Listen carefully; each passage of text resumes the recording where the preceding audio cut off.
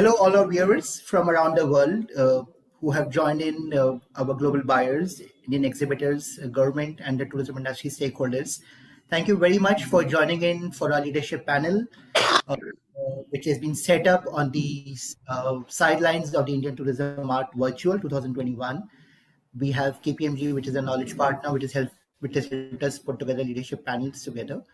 The whole concept is to change the narrative for tourism, especially as India restarts tourism along with the rest of the world, and what should be the positioning that India needs to take. In line with that, we are very excited to have an enormously fantastic panel, which is going to discuss and set the whole narrative going forward. I request Nakul Anand, the chairman of FATE, to take over and introduce all our absolutely top of the line panelists who will discuss and debate and put forward the recommendations for the government of India and industry to work together. Nakul, thank you very much. Thanks, Ashish, and welcome audience, and thank you so much to all panelists, and we have an esteemed panelists. Just to recollect, I think a silent intruder has infiltrated the world. This invisible enemy, stealthily creeping where it likes, has mocked our equipments and our weapons, laughed at our real and artificial intelligence. Physical and digital security systems were rendered useless. Face masks were the only barrier and isolation the only remedy. As Lenin rightly said, there are decades where nothing happens, and there are weeks where decades happen, and this was one such week. Good afternoon, everybody. On behalf of FATE, I thank you for making time to be a part of the lead session of ITM 2021. I have with me 4 stalwarts, each one a role model in their own space. Their words and thoughts at critical time will help set and define an agenda for Incredible India too. Allow me to introduce my esteemed panelists. Veer Sanghvi is the best known Indian journalist of his generation. His career straddles print, television, books, and new media. In 1978, when he was 22, he was appointed editor of Bombay Magazine, making him the youngest editor in the history of Indian journalism. At 30, he became editor of Sunday. Under Veer's editorship, Sunday became India's largest selling English news magazine. He later became consulting editor of the ABP Group. And in 1999, he was appointed editor of Hindustan Times and continued as editorial director till 2015. Till 2007. In 2015, he co-founded Easy Diner, an online restaurant reservation service. Somewhere in the middle of all this, he finds time to write, not just Root Food, but India Then and Now, The Great Pantry, Men of Steel, and of course, The Mandate. His phone book is nothing short of national treasure, as it will give you access to the country's best chefs and restaurants. Thank you, Veer, for being with us. Piyush, Jaipur-born and Bombay-based Piyush Pandey is the Global Chief Creative Officer worldwide and Executive Chairman India for Ogilvy, the man who was instrumental in changing the face of Indian advertising and credited with making it less English and more emotional and Indian, was cherry-picked to head the agency's global creative mandate. He's the first Indian ad man to assume such a position, a proud moment indeed for all Indians. Piyush's belief in the power of creativity and its reverence to brands and business hasn't undergone any change. In spite of all the chatter around the importance of creativity in an increasingly data and digital-driven world, in his words, people who think like this are wrong. Every new technology which delivers our messaging will have to be creative at heart. His book, Pandemonium Piyush, talks about his influences right from childhood and being a Ranji cricketer to his philosophy, failures and lessons in advertising in particular, and life in general. Lucid, inspiring, and unputdownable, this memoir gives you an inside peek into the mind and creative genius of this man who has defined advertising in India. Rajiv Menon. Thank you, Piyush, for being with us. Next is Rajiv Menon, a true hotelier by heart. With over 3 decades worth of experience, Rajiv has been in the hotel business since the start of his career. Having spent over 19 years of his career with Marriott International, Rajiv is currently president for the Marriott International Asia Pacific, excluding Greater China, a key member of the continent's senior leadership team and functions as the operational leader for the region. He is responsible for the business performance, helps drive key initiatives, and ensures implementation of brand and discipline programs. Rajiv has been recognized over the years through numerous awards, including Young General Manager of the Year 2003 by Indian Hotel and Restaurant Association, General Manager of the Year by Marriott International, and Hall of Fame in 2017. In his current role, Rajiv and his family are based out of Singapore. Thank you, Rajiv, for being with us. Madhavan, thank you also for being with us. Joined Thomas Cook in India in 2000 as the Executive Director responsible for foreign exchange business and stepped up to the position of Managing Director in January 2006, Chairman and Managing Director in 2016. Completed his MBA from George Washington University and undergraduate degree from American University of Beirut. Madhavan has varied background, having commenced his career in banking at Grindlays Bank, Citibank and Emirates, and in Birla Sun Life Asset Management Company. He's a member of the board of Thomas Cook India Limited and holds directorship in the various subsidiaries of the company. He's also the chairman of Fairfax India Charitable Foundation that focuses on bringing down the cost of treating kidney-related ailments in the country. His tenure at Thomas Cook India has made several acquisitions, making it the largest travel and travel-related services company in India, and has expanded the global footprint of the group to cover 21 countries across 4 continents, with operations in Australia, China, ASEAN, South Asia, Middle East, Southern Asia, Eastern Africa, and North America. Without meaning to preach to the converted, a few words of importance just to set the context for our discussion. Globally, in 2019, tourism directly and indirectly impacted $8.9 trillion US contribution to the world's GDP, 10.3% of the global GDP, 330 million jobs, 1 in 10 jobs around the world, and very importantly, with a high share of women workforce at 54% of the total. According to United Nations World Tourism Organization, international travels dropped to 381 million from 1.4 billion. The last time, just for comparison, an international arrival saw a decline was in 2009 during the global economic crisis. This decline was 4% in contrast to 74% in 2020. Region-wise, Asia Pacific was the worst affected, with 57 million international arrivals posting a massive drop of 84%. Closer home, tourism in India contributes to 10%. It provides 87.5 million direct and indirect jobs, accounting for 12.75% of the total job. Our arrivals dropped from nearly 11 million in 2019 to 2.7 million in 2020, and foreign exchange earnings from 30 billion to 6 billion. Already, 2.3 billion domestic tourist visits the States in 2019, a strong domestic base. India has multiple opportunities, before I said. One is, and I leave this thought with the esteemed speakers, that India has a great potential. We are all aware that India is 1% of the world tourism share. And if I was to look at what the potential is, right, nothing matters like numbers. I'd like to point out that India in the World Competitive Index ranks 34, right, which is a good number, but on its cultural resources and business travel, it ranks 8th. That means that India has not monetized its assets. There are very many countries that would love to be in the first 10 there. So we are in the first 10 there, but we are down in 34 in the overall competitive index. What are the numbers that bring us down in international perceptions? Just to name a few: an enabling tourism environment, we are 98th. Service infrastructure, we are 109th. Environment sustainability, we are 128th, right? I think this is more, and I hope that Piyush will sort of address this question. I think this is more a matter of perception, but perception is reality and needs to be reversed. Rightly said by Mark Twain, India is the cradle of human race, the birthplace of human speech, the mother of history, the grandmother of legend, and the great-grandmother of tradition. Our most valuable and constructive material in the history of man are treasured up in India only.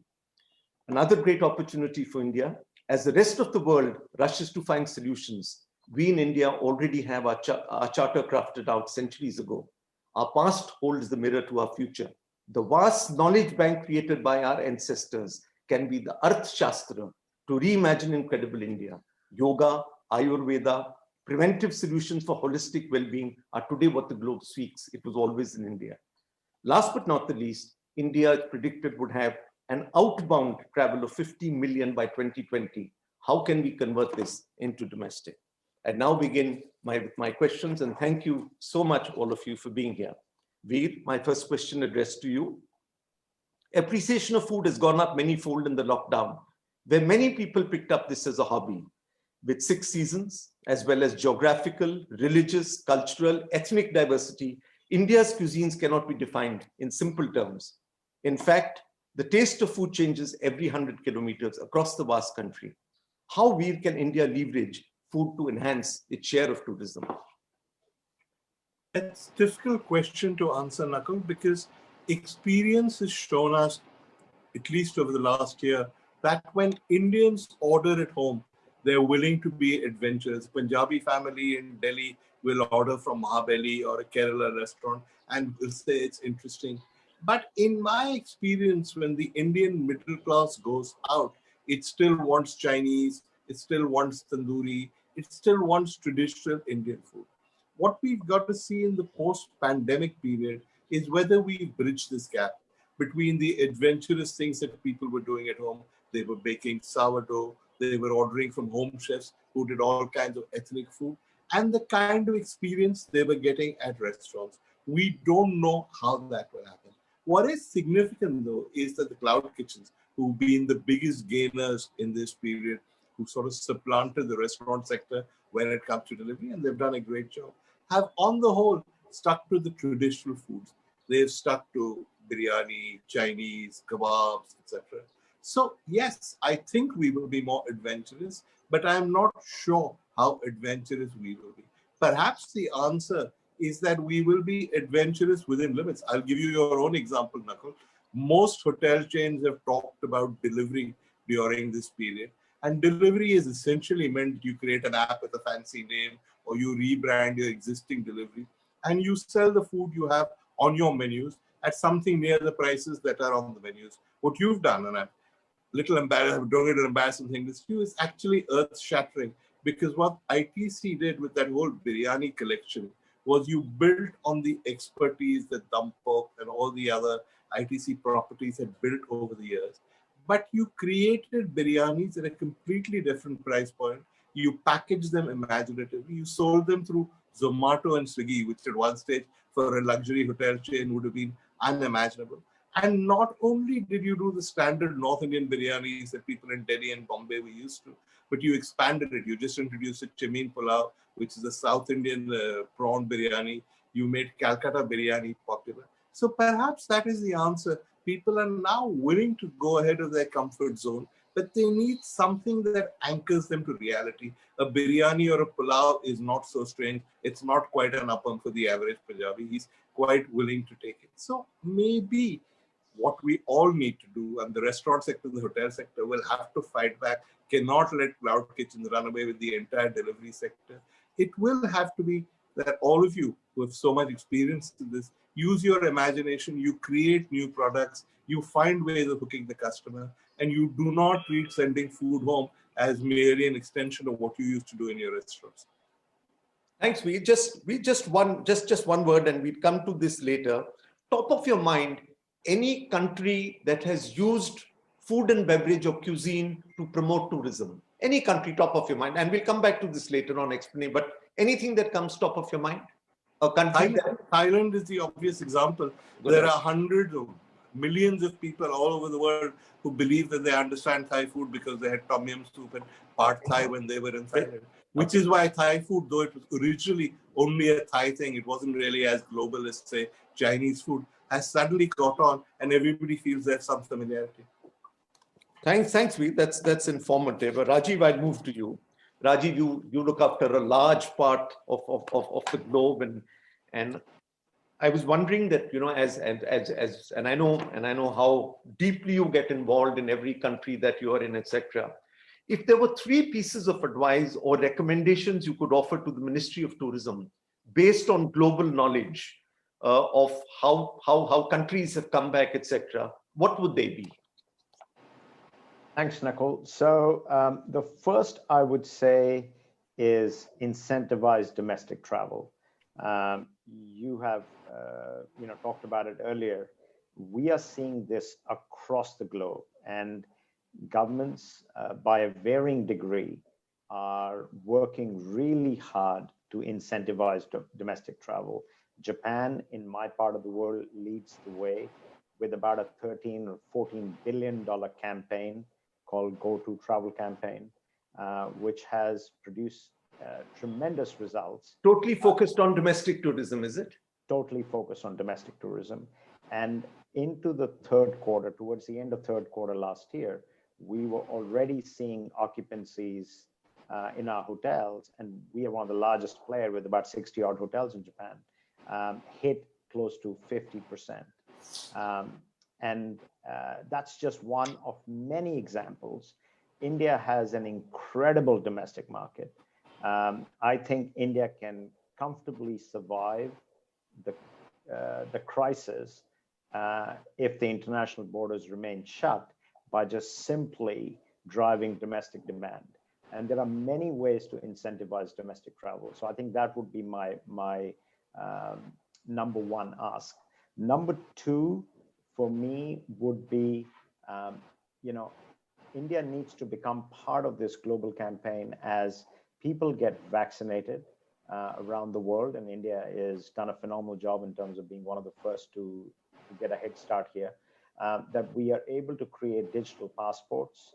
We are then able to open the borders to allow for travel with people who are vaccinated, with other measurements in play, be it social distancing or wearing a mask and other things, so that travel can continue safely.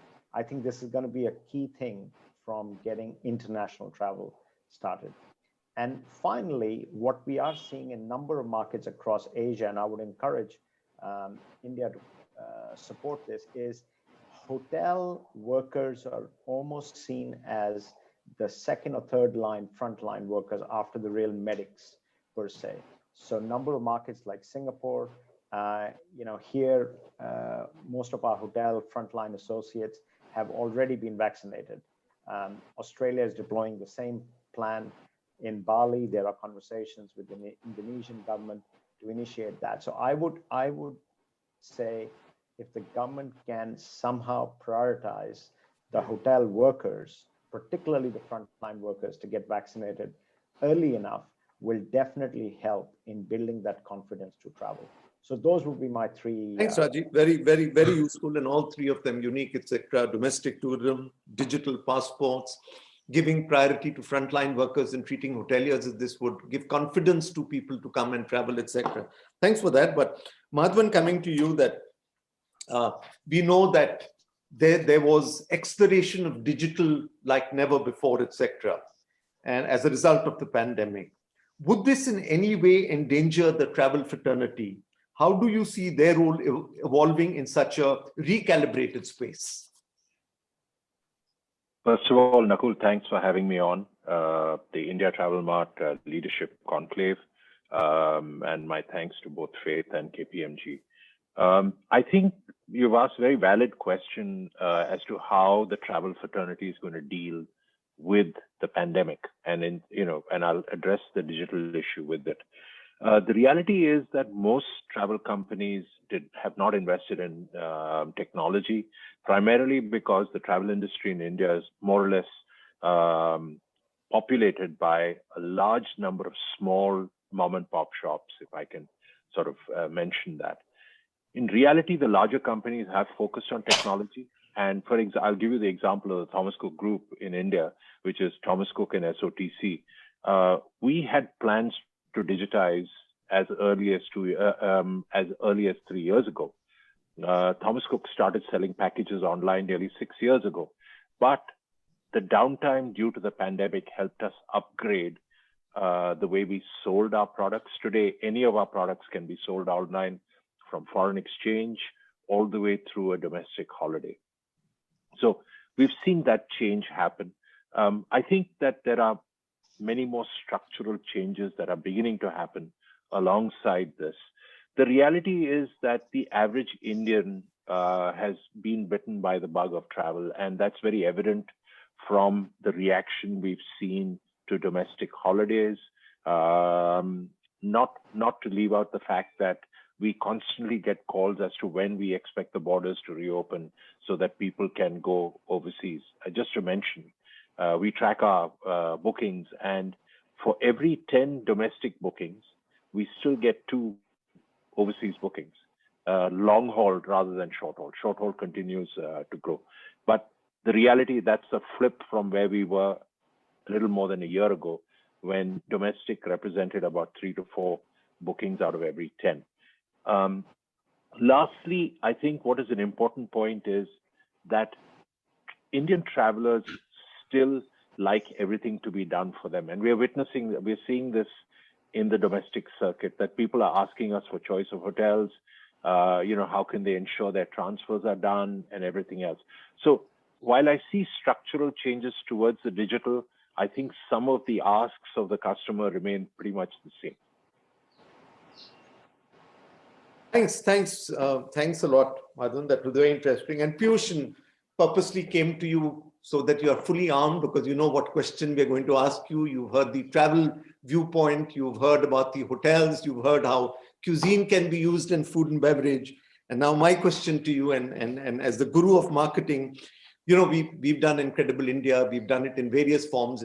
It took some time actually, but to put together the Incredible India campaign a couple of years back, and it really was taken from the Kerala campaign, God's Own Country, and after Incredible India, every state followed, the Heart of India, so and so forth, etc. I think there's going to be a difference post-Corona, right? If we were to look at, there are some changes that will carry forward, there'll be some that will not be carried forward, right? But if you were to be given, Piyush, a clean canvas in today's post-COVID or in tomorrow's post-COVID context, how, in your opinion, a few quick thoughts would you project Brand India? First of all, thanks, Nakul. When I started batting, I was sent in to bat at number 10 anyway. I'm quite used to it. The good batsmen have batted, so I'm quite prepared for it. You were obviously a bowler. I slowly became a batsman. Anyway, back to the point. I think nothing has changed in my head in the last 30 years. Not even now. I've always believed that in desperation lies inspiration.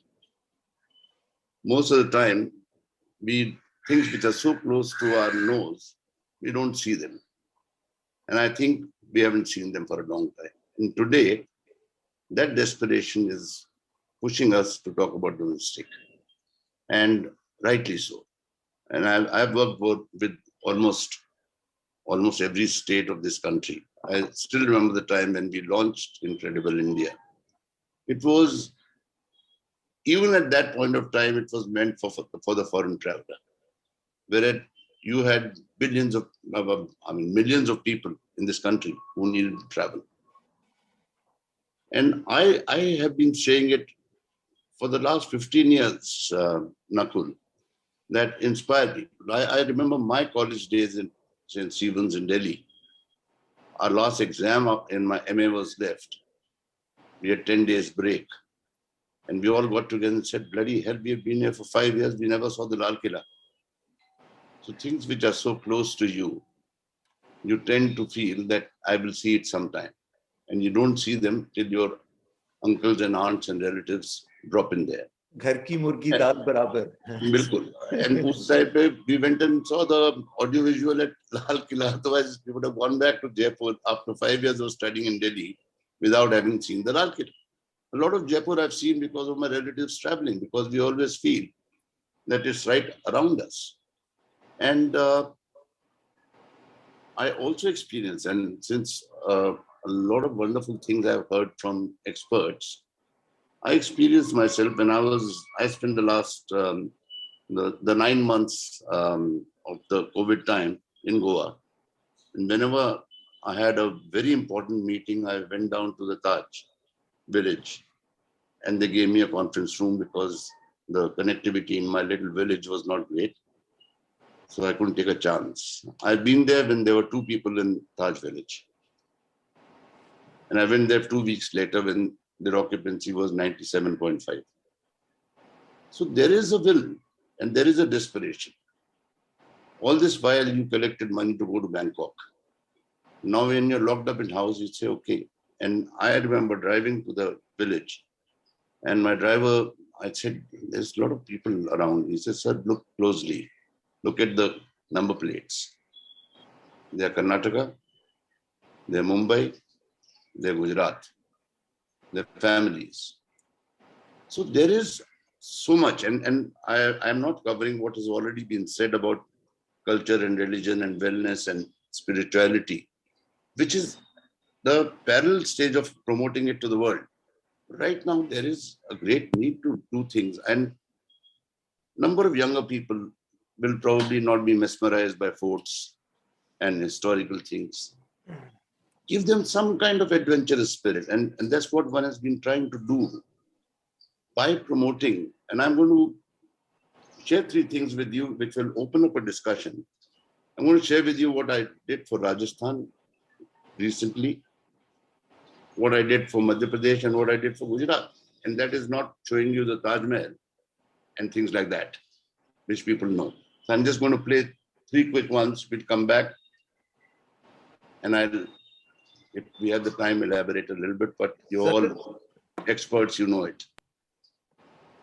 अगली बार कोई आपको गधा कहे तो बिल्कुल बुरा मत मानिएगा, बल्कि उसे थैंक यू बोलिएगा। मैं बताता हूँ क्यों। गुजरात का सरताज इंडियन वाइल्ड एस, ये जनाब पूरी दुनिया में सिर्फ यहीं मिलेंगे, अहमदाबाद से 1.5 घंटा दूर, गुजरात की वाइल्ड एस सेंचुरी में। महीनों हो गए इनको नहाए हुए, मगर दिखते हैं एकदम नीट एंड क्लीन। ये वो शहर वाला गधा नहीं है जो सड़क पर खड़ा कोई गहरी बात सोचता रहता है। इसके पास खड़े होने और सोचने की फुर्सत कहाँ। 70 किलोमीटर प्रति घंटे की रफ्तार से भागते हैं ये भाई साहब। बड़ा हैंडसम जानवर है, सर्वगुण संपन्न, एक ऐसा गधा जो सारे गधों का नाम रोशन कर रहा है। ऐसे 4500 हैं यहाँ और खूब फल फूल रहे हैं गुजरात के आंगन में। तो याद रहे, गधा कोई गाली नहीं, तारीफ की थाली है। यहाँ खुशबू है वाइल्ड लाइफ की, उनकी देखभाल की। यहाँ खुशबू है गुजरात की।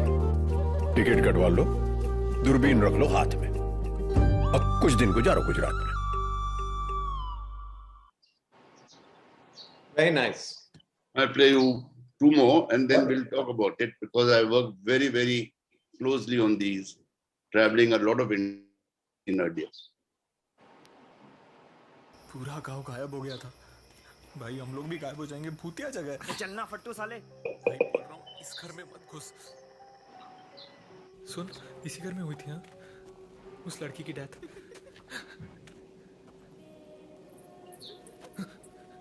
भाई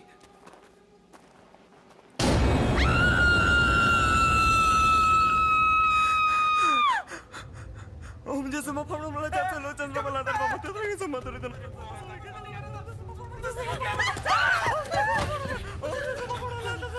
नीलू, are you guys okay? कहाँ से हो तुम लोग? दिल्ली। हम भी दिल्ली से हैं वैसे।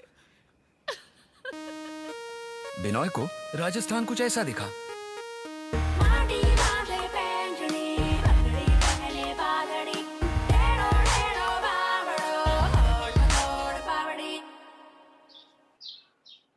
Very nice. I haven't seen this one.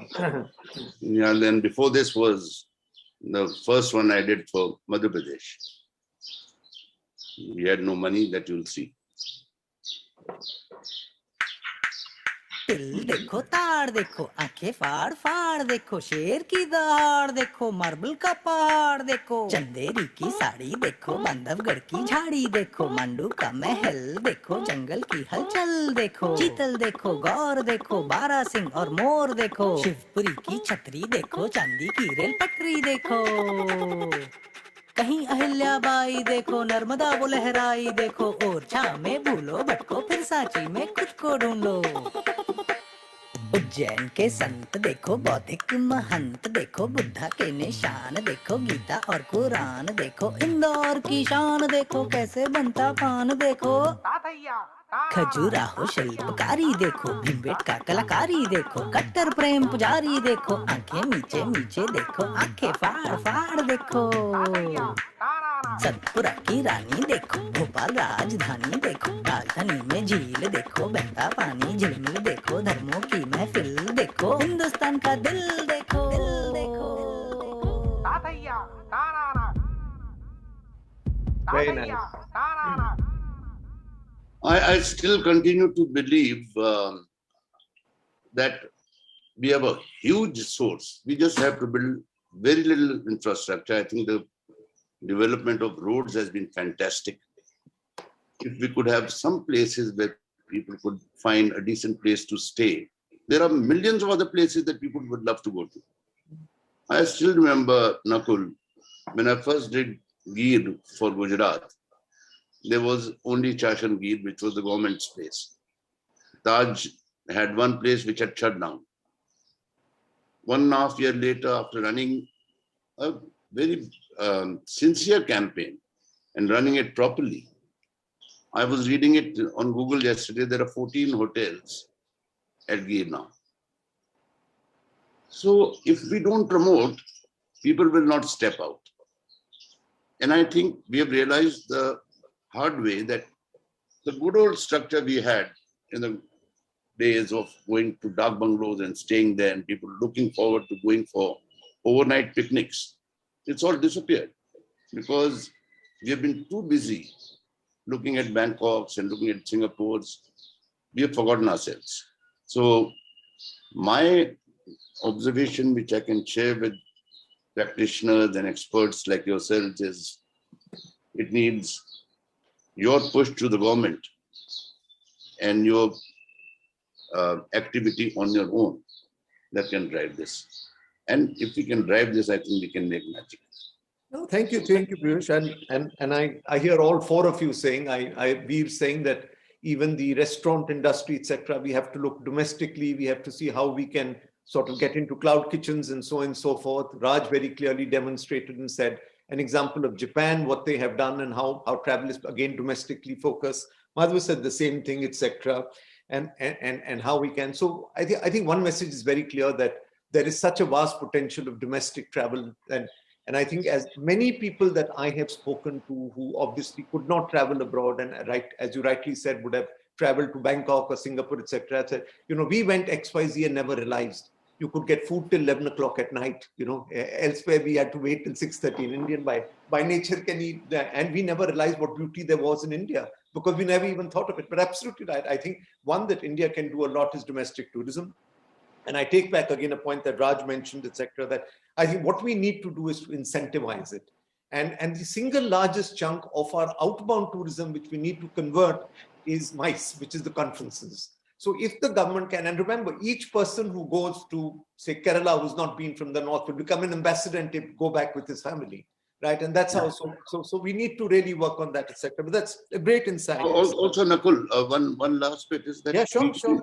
We couldn't be on a better wicket than the Prime Minister talking about Atmanirbhar. Absolutely. Now, if this is not Atmanirbhar, what is Atmanirbhar? Absolutely. We have the stuff. We just have to build a scenario, give people a reason to travel a little bit very close to their homes and see magic that they've missed all this while. Absolutely. And that opens up the mind for seeing more. And that would probably impact international tourism at the same time.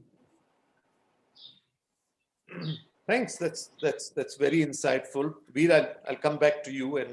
And Veer, very recently, one of your articles began by saying it's time for hotels and airlines to revise their anti-COVID protocols.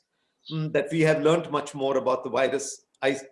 Veer, I sense a ring of optimism when you say these signs of things getting better. In your opinion, is the crunch time over? Are we ready to break bread over brunch? Well, two things, Nakul. One is that most of these COVID protocols were instituted when we didn't know that much about the virus.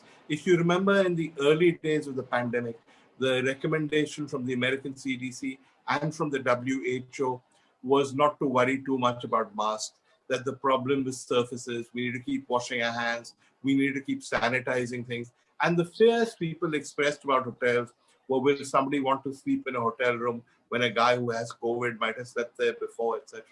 But science is now advanced. We know that the CDC and the WHO was wrong, that COVID is not really a surface spread disease.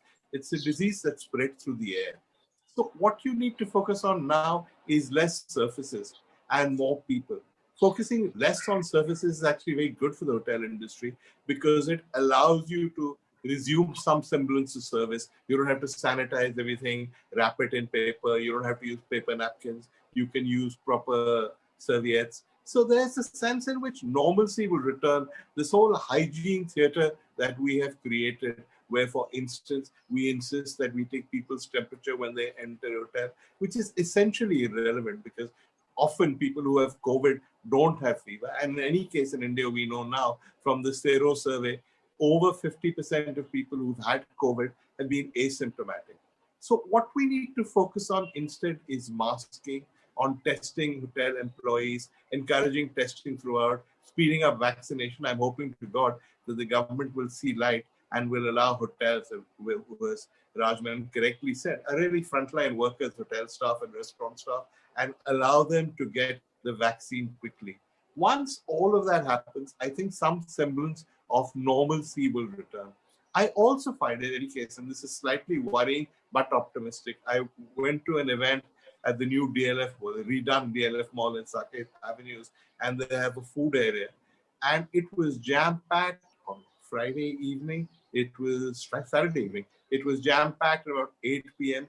People wandering around, most of them very reluctant to wear their masks. There was a hunger to get back to normal, to go to restaurants, to do things. What we've got to do is to find a way of managing that hunger, that suppressed demand, allowing people to resume lives as much as normal without being irresponsible, while keeping masking protocols for staff, while increasing testing, while pushing the government to give hotel people and restaurant people more access to vaccines. If we do that, and I'm pretty optimistic we will, over the next 2 months or so, no one is saying the situation will return to normal. But if we also, as will be the theme of this conference, push the domestic market, I think we can reach some semblance of normalcy. So yes, I am optimistic. Thanks, Veet, and I share your optimism. Thank you, Raj. Coming back to you, Raj, and I think that, as everybody has rightly said, that we've always believed in this industry that it's all about moments of truth. Moments of truth are now becoming moments of trust, right? And there is a conversion into that. However, the new world is built on the foundation of health and safety. It's moved from being reactive to proactive. How can hotels incorporate this and reduce guest anxiety, taking on from what we've said, etc.? How can we as hoteliers sort of take this forward? So, Nakul, again, we see levels of trust to some extent vary by market and also by generations.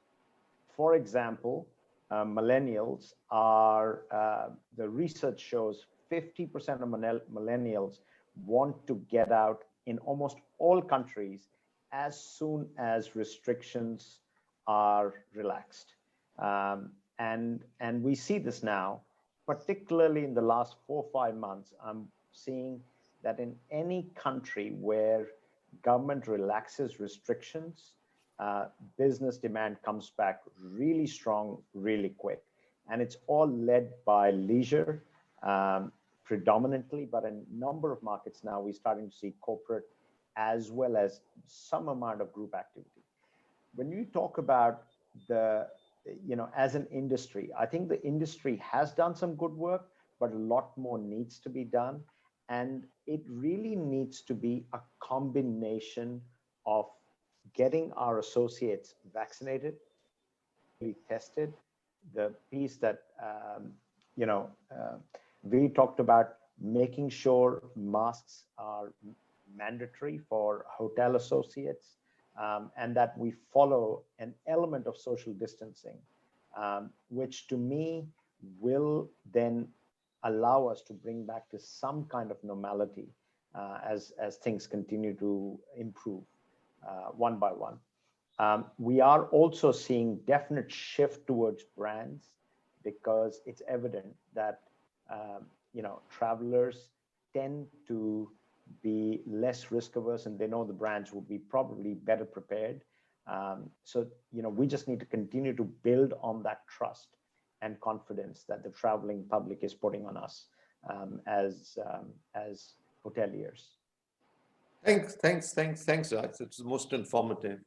Madhav, I'd now like to just sort of switch gears and say that you and I, and I'm sure Raj is also, at some time we would have created a great market in domestic tourism, etc. Our ratios are still lower. Our ratio versus population is what, 1.7, whereas China is 6, and China is 3.6, and US is about 7. So there's a great potential to grow in domestic tourism. I think everybody has echoed that, and Piyush has demonstrated that also. I'm now moving forward that sometime international travel will begin to open up, right?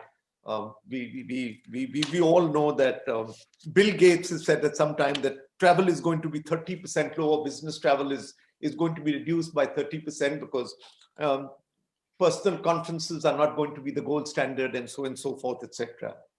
If I was to just focus on a few segments, right, adventure tourism, where it's expected to be a 1.5 trillion business, and India has a negligible share, despite ninth being in the competitive index. MICE, which is going to be an $800 billion business, we have less than 1% share. I'm just naming a few, and you would really be the thought. What segments from an international travel would you like to focus on initially, and in what phases? What do you think would be the low-hanging fruit on international travel to India as and when international travel begins to open up? So Nakul, just to give you an example, when the Maldives opened up, we saw and continue to see a rush into the Maldives at different price points. If you spoke to anyone 2 years ago, Raj will tell you that it was viewed as a premium destination, and which offered beach. And as we all know, a lot of people in India don't necessarily value beach as a destination to go to. Suddenly the Maldives comes in, and every single Indian who has the urge to travel suddenly wants to go to the Maldives. What we witnessed in the Maldives and Dubai to a large extent over the last month and a half, and these are short periods that we've witnessed this, has been significant. And looking at the response we've got, most of them are millennials. And I go back to the point that Raj made.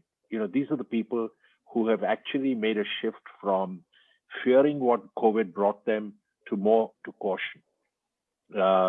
You educate them on masks. We give each traveler who travels with us a mask, a couple of bottles of the sanitizer. I'm not sure how many of them use it, because I've heard at some of the hotels in the Maldives, the minute they land in the Maldives, off goes the mask. You're on this theory of you're out in the open and everything is safe.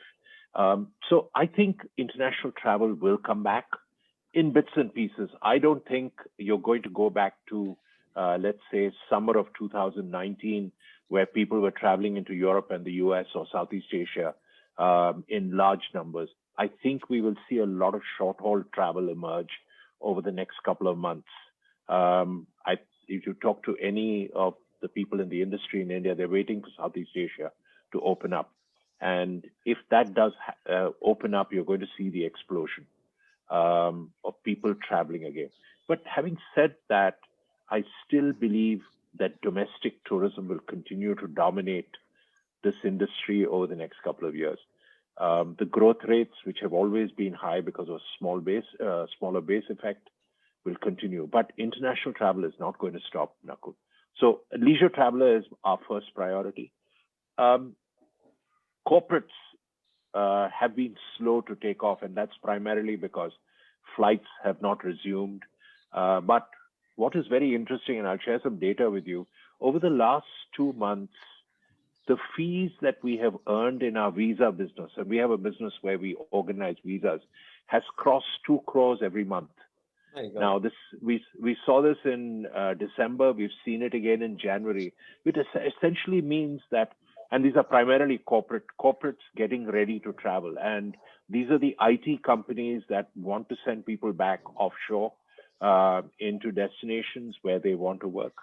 The other interesting point that we saw, and which actually happened in the month of January, early January, SOTC received an inquiry to take 750 people from Chennai into Dubai. And it was in the second week of January. We took all 750 people. We struggled to find aircraft. So finally, Indigo gave us 3 aircraft on charter. She took them. We found a hotel in Dubai. I'm not going to, the Marriott Marquis accommodated all 700 people. I can see a smile on Raj's face. All of them came back. We didn't have a single case of COVID amongst those people. Of course, some of our staff came down with COVID. So now that was the first event that we witnessed. We're beginning to see COVID, MICE travel re-emerging domestically. It's been slow, but destinations like Goa, Pondicherry, so we're seeing all sorts of things happening. And in another subsidiary, Sterling, I keep getting news about their banquet facilities being used for conferences. So I think there is a very slow and steady move. It's not anywhere close to where I would like it to be. But the reality is that India will bounce back internationally, both in the corporate as well as leisure, as soon as things get back to normal. Madan, what was the one thing that the Maldives government did that they had a recovery so fast, in your opinion? Didn't require, they initially said no testing. I think later people discovered that it was better to do the testing from here and go in, because the immigration authorities weren't very clear on how to implement it. But the Maldives shed a lot of restrictions, Nakul, and I think that's what happened. And the Maldives, can you imagine at one stage there were more Indian tourists in the Maldives than there were anybody else, considering that a year ago, all you would have found is Europeans and Chinese sitting in the Maldives along with the Russians, and Indians would have formed a minuscule part of it. Even today, I suspect that Indian tourists are a major destination because it's easy to get there, despite airfares having doubled to the Maldives from when it started. The reality is people want to go. And just one last point, I think, which we've noticed when you talked about adventure tourism, we see a lot of millennials wanting to go diving. So we're seeing a lot of interest in the Maldives. We're seeing a lot of interest in the Andamans from this segment. And suddenly, getting hotel rooms in the Andamans and the Maldives are becoming a little dodgy. Oh, thanks. That's great insight. Also, I think I just want to add something, Nakul, before you ask me this one, is that almost everyone sits on many boards. And the boards that I sit on, I have been hearing murmurs for the last couple of months that, listen, this is not good enough to be on Zoom calls. We must be on offsites. I agree. We must be on offsites. And particularly in my business, which is a people's business, we don't own anything else but people and ideas. We feel that unless we huddle, the work is going to suffer. So there is an urge everywhere. So I completely agree with what has been said, is that it will come out, but will take its time. Murmurs are there.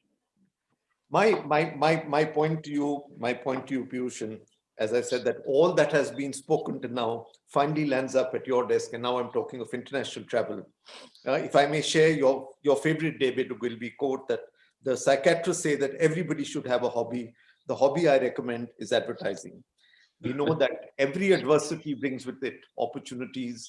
Black Death ended federalism and serfdom. World War II made US the most powerful nation. 9/11 reshaped transportation and security policies worldwide. 26/11 reshaped hotel and made hotels more secure. 203 SARS attitude towards shopping in China, there was surge in online. 2009 global meltdown led to the birth of the sharing economy. With empty coffers, as Indian tourism is right now, and global travel, what could be the biggest catalyst for India to bring back global tourism? And what should be that peg that India should use? I think, again, there is no rocket science to it, to my mind. It is your culture, it is your heritage, it is the space, it's your evolution. It's a complete package which is recognized, but not yet been pushed to that extent. If there is a lot of curiosity about India, which has been there, and whoever comes there goes back more or less as an ambassador. But I don't think Incredible India also saw the light of day with the impactful presence. We all know about it, and those who have been exposed to it have loved it. But have enough people seen it?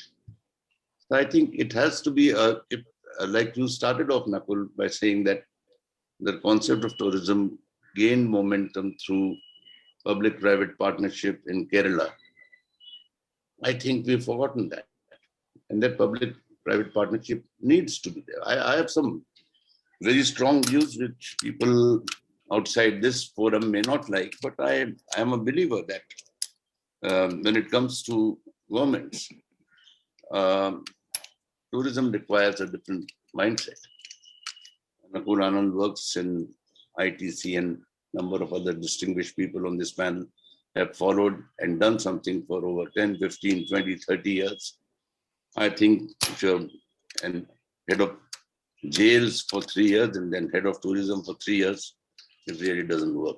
Maybe the government of India needs to look at it, that certain industries require certain mindsets, and those mindsets will bring along that public-private partnership, which will galvanize us into greater growth. That's my belief, and probably one of these days I'm supposed to speak at the Masuri Academy for IAS officers. At this age, they can only ask me to get lost, but I don't really care. To include tourism in your agenda, so these are the future of India. I started this topic on tourism by saying that unless two people believe, I think Amitabh Kant was there that time, Ashish Kumar Singh was there in Kerala. These were the administrative guys who thought like private entrepreneurs. Absolutely. And they met the right people and they did the right things together. Yeah, absolutely. I'm saying if there can be administrative guys like that, then maybe we should identify and tell them, 10 years, my friend, you're going to do tourism. So thanks for you. Nakul, if I can just add a point here, reinforcing what Piyush said. I think India currently runs the risk of missing out on the reemergence of global tourism in the medium term. And I think that's a serious issue. We are either getting priced out or there is no visibility of how India is reemerging from this whole pandemic environment. I think that's one important point. Secondly, the taxation policies that are applied across this industry, be it TCS, be it the other taxes that they're looking at. GST and so on. I just think that the government needs to address this. This cannot be driven by, pardon my using the word, some bureaucrat believing that we can't trust Indians who travel abroad. We need to capture some of their money upfront, if I'm putting it very crudely. On the other hand, you assume that any tourist who comes to India has got the benefit of 72 rupees to $1, and therefore they've got enough money to pay their taxes. I'm not against basic taxation, but the reality is when you start applying these selective taxation policies, I think that is going to impact us. And this post-COVID environment is going to test India's ability to overcome that. Trust me, I see that as a constraint. Thanks, Juan. So just to recap, so far we have seen that I'll begin from where Madhavan just left us, that every adversity has an opportunity, but this opportunity is perishable, right? But here's an opportunity for Incredible India to sort of recreate itself.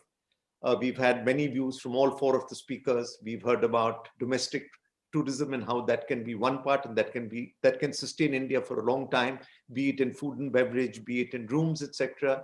Then we've spoken about international tourism and how India can gradually move up in the international tourism, be it taxation, be it destinations, be it how we market it and what do we say, etc.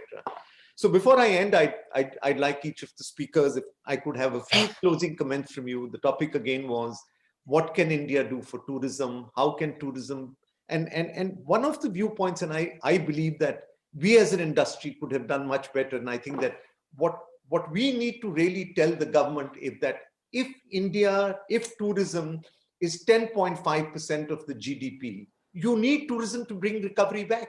isn't it? It's 10% of GDP. GDP has to recover. So how can I bring across that message also to say that in the sort of route to recovery, tourism can play a great role. And look at the employment it creates. We've just said, look at the percentage of women in the workforce. We've said that it employs people across all strata of society, from unskilled to skilled. It takes money to the most remote hinterlands of India, and so on and so forth, etc. Anyway, that's the importance of tourism. We've all been talking about for years, etc. But here is, forget the past. Here, let's pause. Let's move forward, and a few words from each one of you on what India should do moving forward, both domestic and international, as your closing comments. I'll start with you, Veer. Well, Nakul, I don't know that much about what we can do for the international sector, but I do believe that for the year and the year after that, probably, the future for tourism in India has to be domestic. Madhavan gave a very good example of the Maldives, which is a country I've been going to for 25 years. You asked, why did the Maldives suddenly take off? Well, it took off primarily for three reasons. One is Thailand and other destinations were shut. Two, there were cheap flights from Go Air and Indigo, direct flights from places like Bombay, which there hadn't been before, and Delhi. And three, they lowered prices at their hotels. Whether they will still continue to do that once the rest of the world opens up and the traditional markets come back, I don't know. But the lesson for us in the success of the Maldives is we could have done this. There could have been Indian Maldives, if you look at it now, is the new Goa. It's people who go to Goa who go to the Maldives. Why is there only one Goa? Why haven't we created more destinations? And what Piyush said is right. There's just so much beauty in India. The states are willing. What we need is some kind of collaboration between state governments, the central government, and the private sector to create destinations in India. There's so much beauty that's just lying untapped. We don't need to send people to the Maldives. We should keep them in India. Veer, are there any destinations that you have seen and been surprised with during the last 9 months that you wouldn't have done because of your international travel? I haven't actually traveled that much, Nakul, but I've been driving. Because I'm trying not to get onto aeroplanes, but I've been driving. And as Piyush says, roads are so improved. It's much, much easier driving. And you go to places like Alwar, even Agra, which I've rediscovered, Jaipur. I went to school in Ajmer, so I've known Jaipur for years. But even that seems like a great new destination if you look at it through fresh eyes. So there's huge, huge potential in making us fall in love with India again, in creating new destinations. And Piyush, the issue of infrastructure, and Veer has just echoed it, is also a part of perception. And this is what we've got to change. People still say infrastructure, we have 120. There were 20 years back, 5 of the worst airports in the world were in India. Today, the best 4 airports are in India. Our highways have changed substantially. I don't think we lack in the quality of hotels and the sort of service that our hotels can offer. I don't think on the cuisine, etc. So what infrastructure are we talking about? It's a matter of perception, in my opinion, which I think that... A little bit of effort also, Nakul, is that, it was just said, that participation in state governments and you are sitting at such a right juncture. Only yesterday in Cochin, the Prime Minister spoke about tourism at such length. And what the industry has to offer and what the government is seeking are in sync with each other. You're looking for employment, you're looking for women employment, you're looking for prosperity. It is all around you. It's like fist in a glove. It's a redistributor of income. I mean, if it could be done in Haryana, in my school, college days, by making those jungle babblers and all those things, Haryana had nothing to offer. We have so much to offer. It needs that passion. Thanks. Rajiv, over to you on a few closing comments. So, Nakul, a couple of comments. Having heard everybody, and I believe India is just perfect market for this. What we are seeing, a trend coming out of COVID with travelers, that today they are focused on ethics more than just aesthetics, which is about purposeful travel. So, as people travel now, particularly on leisure, they want to give back.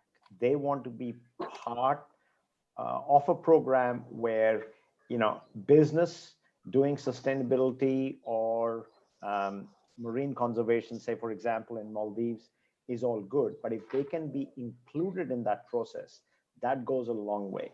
Now, you at ITC have done an incredible job over the years building that reputation of responsible luxury, but I think it's about inclusiveness. It's really about including the travelers to feel that they are part of this giving back and finding a purpose for travel. So I think India is incredibly well positioned there. Point number two to me, what COVID has done for a lot of our industry talent, they are to some extent disheartened. In some cases, there is potential that they may shift to other industries. And I think we need to collectively stay very focused in offering digital training, digital platforms for growth, because this thing will go away. That's for sure. All you got to do is look at the history. And when business comes back, there is every research that shows that the demand will come back pretty strong. And we would need all of that great talent in our industry to continue to be with us and continue to grow. So I do believe, working with governments, we need to stay very focused on offering additional support. If it's not monetary, it's training, which a number of governments around Asia are doing through digital ways to just help continue the talent grow in our business. Those are my 2 points. I couldn't agree with you more, Rajiv, that talent is an important part of this entire, and yes, that the fear of losing them in this day, we need to sort of reskill them at the earliest possible. Absolutely, well taken. Madhavan, a few passing comments from you? I have heard the other speakers talk about the opportunities. I actually believe that the pandemic offers in tourism, both domestic as well as international, a huge opportunity for India. Therein lies the opportunity as to how we as an industry focus on delivering it, be it from a hygiene point of view, be it from encouraging people to travel. I mean, if you look at flights today, go back to the month of July when flights were almost empty. Today, to get a seat on a trunk route, be it Bombay, Delhi, be it into Goa, is becoming increasingly difficult, and the number of flights the supply is also increasing. I believe the opportunity is converting the caution that people have into safety. And I talked about moving from fear to caution. Caution has now got to translate into safety, and I think therein lies the opportunity for tourism, both domestic as well as international. Thanks, Madhavan. I couldn't agree with you. Piyush? Yeah, I think I've said it, that I completely agree with everyone that it is staring us in the face. We have to step out and make it happen. There is no other way. What Mr. Madhavan just said, that it's up to us to make people excited about traveling 50 kilometers away, 100 kilometers away. I think it needs that little bit of effort, maybe media partnerships. I don't know what it is. There's a whole lot of programming that's been done on Doordarshan, but ran only on Doordarshan, which could have been done on a more entrepreneurial scale. Maybe there are some partnerships waiting for us. So I think we can talk at length about this, but yes, it's there for us to pick it up and make it happen. I'm talking about domestic tourism. Thanks, Piyush. Thank you. And in conclusion, and thank you all, you've been a great audience and you've been a great panel. And I think that across, whether it be the government, whether it be the travel fraternity, whether it be actual tourists, I think everybody would gain a lot from this session. And I think there's some great points, very focused on how to move forward, domestic tourism, international tourism, the millennium segment, what we can do for them, etc. And in concluding, I just like to say that in our past lies our future. The session may conclude here, but our journey has just begun. The world has changed post-COVID. However, the interaction we had today reaffirms my faith in a shared vision for incredible India. Truly, from Atulya Bharat to Atmanirbhar Bharat, if there is one quality that unites all of us, is the spirit of resilience and commitment to Brand Bharat India. There are no full stops, and we will walk this path together. I've always believed that change is the only constant, while travel is almost another constant. With this, I thank you all, and over to Ashish. Thank you very much, Nakul. Thank you so much, Veer, Raj, Madhavan, Piyush, for taking our time. As Nakul had said, the whole objective of Faith is to build the narrative. As you rightly said, the opportunity steering is at us in the face to build a narrative between the public, the government, and the private and industry. And your thoughts, all of your thoughts, will be very useful for taking that forward. For all our viewers, thank you so much. I would request all of you to click on to our next module. And we, on behalf of Faith and the whole industry, this is Ashish, Consulting CEO of Faith. I thank all our panelists for taking our time. And I request all our viewers to click on to the next module. Thank you so much, very much. Thank you. Thank you.